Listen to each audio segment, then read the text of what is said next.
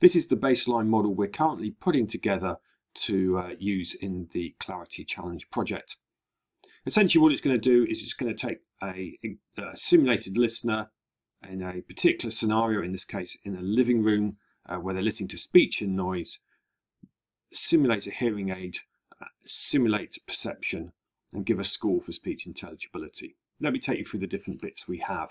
So audio sample generation is plucking an audio example out. So that will be speech in noise, which is what SPIN stands for, left and right. And then this is going to be plucking our listener out, a random artificial listener generation.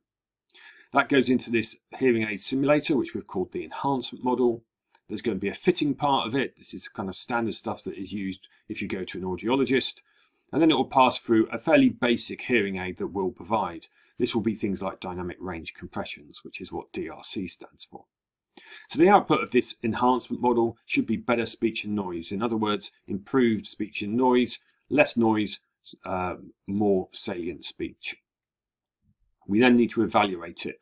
And we'll show you some sort of ideas later on about how we might have different structures we've been thinking about. But let's just say we want to say, how good is the speech intelligibility? If we give it to someone, give them a sentence, how many of those words would they be able to understand? So that's our SI score, our speech intelligibility score. Now, when you're running this in a machine learning algorithm, of course, you don't have people online and on tap doing this. So you need a prediction model, which will actually simulate how a listener will predict or get how many words they will get right in a speech and noise test.